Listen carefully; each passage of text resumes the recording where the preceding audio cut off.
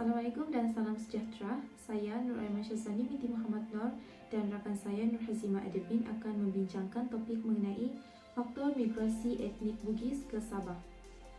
Okey, berdasarkan sejarah, kedatangan Bugis dari Indonesia ke Sabah sudah lama berlaku, iaitu sejak awal abad ke-19 lagi.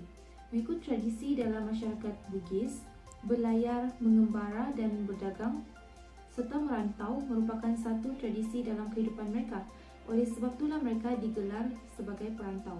Di samping itu, faktor geografi fizikal di tempat mereka juga menyebabkan mereka mendapat gelaran sebagai perantau, iaitu di mana mereka mempunyai gugusan kepulauan yang terbesar di Asia Tenggara.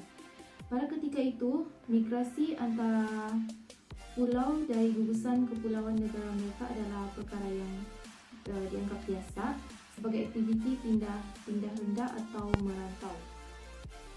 Kesan dan hasilnya, Bugis tersebar secara perlahan-lahan, seterusnya berkembang, akhirnya berasimilasi menjadi warga negara Malaysia. Oleh itu, budaya mereka seperti makanan, adat perkahwinan, malah dari segi bahasa juga tidak asing lagi di negara Malaysia, terutamanya di Sabah. Jadi apakah faktor penarik yang menyebabkan etnik Bugis ni tertarik untuk ke Sabah?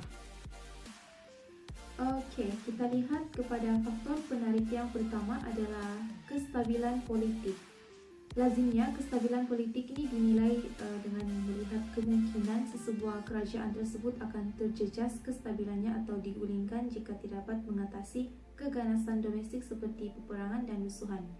Berdasarkan sejarah di negara Indonesia, sebelum kedatangan Belanda di pedalaman tanah Bugis, wilayah-wilayah di kawasan tersebut dikatakan sudah lama tidak aman. Malah perebutan kuasa juga sering berlaku hingga menyebabkan perang saudara dan perang antara daerah-daerah di sekitar negara mereka lah.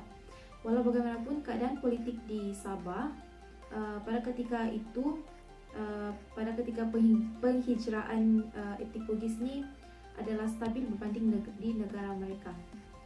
Baik, faktor penarik yang seterusnya adalah kestabilan politik. Kestabilan ekonomi. Politik yang terkawal dan stabil secara tidak langsung memberi jaminan kepada kerajaan untuk mengembangkan ekonomi di sebuah negara lah. Okey, secara umum negara Malaysia mempunyai ekonomi yang stabil jika dibandingkan dengan di negara asal mereka, iaitu di Indonesia. Nilai mata wang di Malaysia secara umum adalah tinggi berbanding rupiah. Justru upah yang mereka dapat jika bekerja di Malaysia, iaitu di Sabah, adalah lumayan.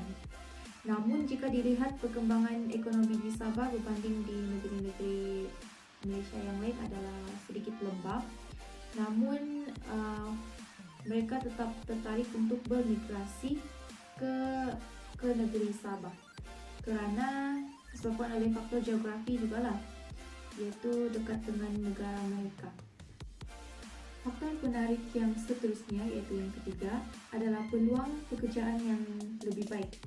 Ekonomi yang stabil, impak daripada politik yang terkawal secara tidak langsung mewujudkan peluang pekerjaan, khususnya dalam sektor kritikal seperti peladangan dan pembinaan, yang memberi peluang pekerjaan yang sangat luas.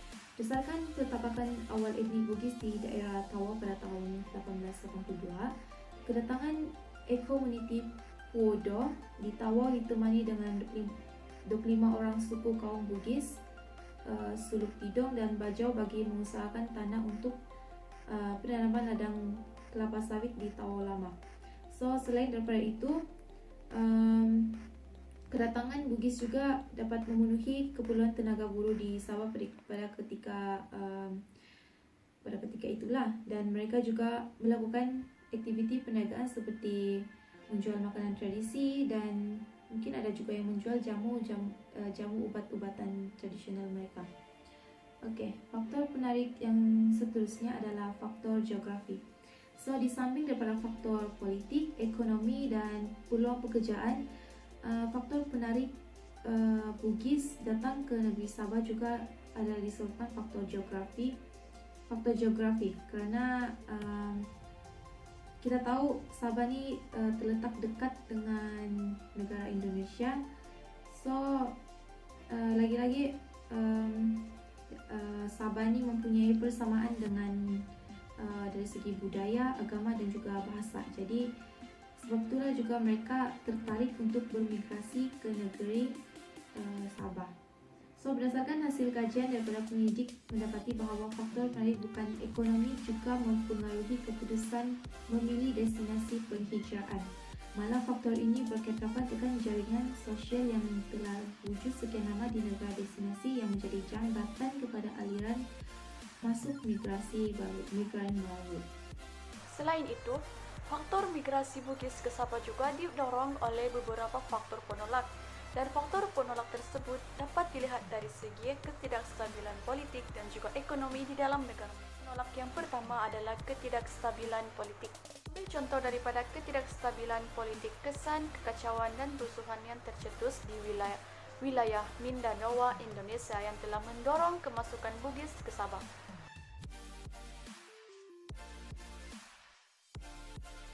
Selain itu, pada tahun 1945 hingga 1963 mencatatkan migrasi Bugis ke Sabah secara besar-besaran disebabkan oleh berlaku pemberontakan Kahar Musakat.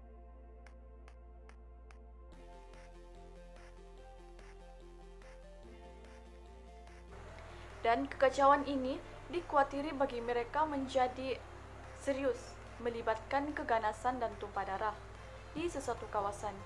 Hal ini bukan saja memberi kesan negatif, malah membahayakan nyawa mereka. Lantas mereka mengambil keputusan untuk bermigrasi di kawasan yang aman dan bebas daripada kekacauan dan pemberontakan dan memberi mereka perlindungan untuk mengelakkan daripada pemberontakan. Selain itu, masalah ekonomi juga menjadi faktor penolak kepada mereka untuk bermigrasi ke Sabah, yaitu perkembangan ekonomi yang kurang pesat di negara asal mereka menyebabkan mereka kurang peluang pekerjaan. Dan akhirnya, kadar kemiskinan dan juga kadar pengangguran makin tinggi dalam kalangan mereka di negara asal mereka sehingga menyebabkan mereka berhijrah ke negara yang boleh mereka mencari peluang untuk mencari rezeki yang senang. Menurut sejarah, pembukaan ladang-ladang BAL iaitu The Boer Abacá Limited di bawah pentadbiran British pada suatu ketika dahulu telah membuka peluang kepada orang Bugis untuk mengambil peluang bekerja sebagai peladang dan mereka datang dengan jumlah yang besar. Dan buktinya kehadiran mereka disebabkan oleh kewujudan keperluan buruh yang sangat diperlukan dalam sektor pembalakan dan perladangan pada ketika itu. Buktinya, menurut Chief of Navy Staff dalam kajian Abdul et al. 2017, pada tahun 1963 telah melaporkan bahawa seramai 32,000 orang penduduk di Tawau di Sabah pada ketika itu adalah berketurunan Indonesia.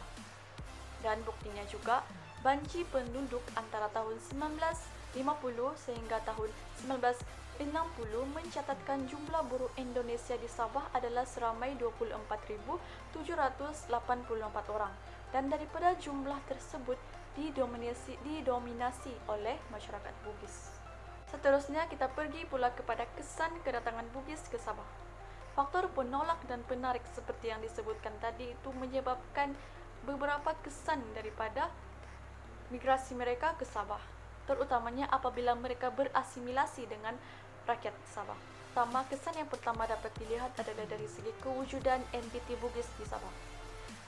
Kesan interaksi Bugis di Sabah menyebabkan mereka berasimilasi dengan rakyat tempatan. Dapat dikatakan di sini, mereka berupaya membudayakan adat Bugis ke dalam budaya tempatan melalui perkahwinan, yaitu kawin campur di antara orang Bugis dan juga orang tempatan. Kesan daripada perkawinan campur di antara orang Bugis dan orang tempatan menyebabkan lahirlah generasi kedua yang telah membentuk identiti dalam masyarakat Bugis dan secara tidak langsung mempengaruhi sistem demografi di Sabah.